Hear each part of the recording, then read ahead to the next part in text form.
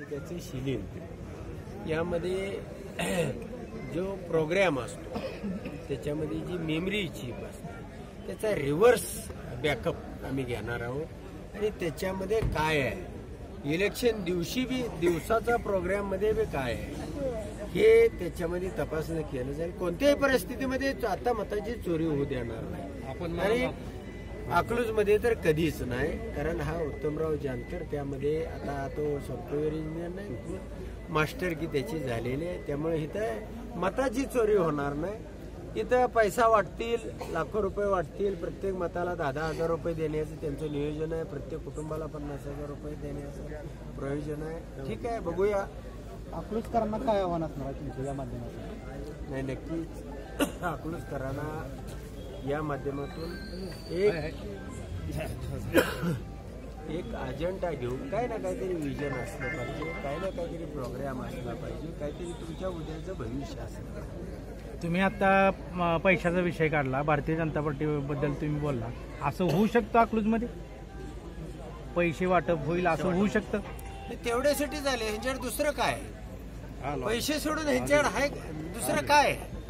त्यांनी 500 रुपये लोकसभेला वाटल्यानंतर त्यांना 10,000 मतं वाढवून पडली आणि त्यांना वाटतंय की पैसे वाटल्यानंतर हे होऊ शकेल म्हणून प्रत्येक मताला 10,000 रुपये हा त्यांचा रेट आहे. त्यांचे आता सगळे पिलावळ मटका गुटका सगळे बोलतात की प्रत्येक मताला 10,000 रुपये देणार आहे प्रत्येक कुटुंबाला 50,000 रुपये देणार आहे आणि ते सोडून दुसरे यांच्याकडे असणार आहे का. आपण जे म्हणाला अकलूजचं मान करायचं का म्हणजे नक्की काय म्हणायचं.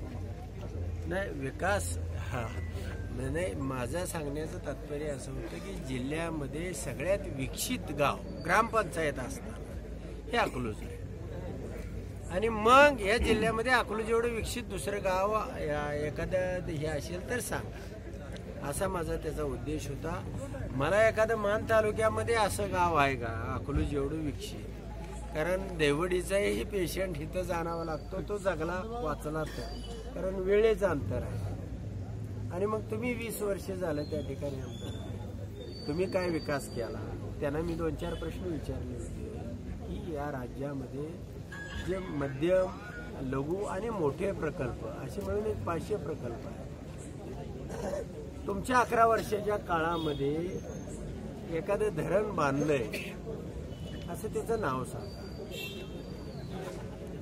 तुम्ही जे पाणी आणताय जे कटापूर असेल टिंबू असेल म्हैसाळ असेल ही नदीवरच्या उपसा योजना आणि त्याचे 6 टप्पे झालेले आहेत. 7वा टप्पा राहिलेला आहे कोणाचा 5वा टप्पा राहिलेला आहे कोणाचा 3रा टप्पा राहिलेला आहे. तुमच्या काळामध्ये तुम्ही काय विकासाचं केलं तर याच्यामधली काही धरणं ही 50-50 इंग्रजांनी बांधली त्यानंतरच्या काळामध्ये कुणी बांधली हे तुम्ही त्यांना विचारा. आणि तुमच्या त्या भागामध्ये गेले 20 वर्षाच्या काळामध्ये तुमचं एखादं मॉडेल गाव दाखवा देवडी दाखवा कोडूज दाखवा मसवड दाखवा एखाद्या बाबा ह्या पद्धतीचं आम्ही या ठिकाणी विकसित मॉडेल केलेलं आहे. तुम्ही 1 वर्ष मंत्री आहे आणि तुम्ही काय त्या मानमध्ये केलेलं आहे म्हणून आमच्या अकलूजचं मान करायचं का म्हणजे बकास करायचं आहे का त्याला सगळ्या म्हणजे सगळ्या प्रकारची तिथली जी ही आहे ती लावायची आहे का. गुंडगिरी असेल दहशत असेल सरकारी दहशतवाद असेल पोलीस स्टेशनचा गैरवापर असेल जे सगळं त्या ठिकाणी शोषण लूट आणि सगळ्या प्रकारे तुमचं त्या ठिकाणी वापरलं जातं हत्यार दहशतवाद हा इथं वापरायचा आहे का अशा अर्थानं अकलूजचं मान करायचं आहे का अशा अर्थाने मी तो प्रचाराचा शुभारंभ झालाय. आगामी 8-10 दिवसात उत्तम जानकरांचा रोल काय असणार आहे.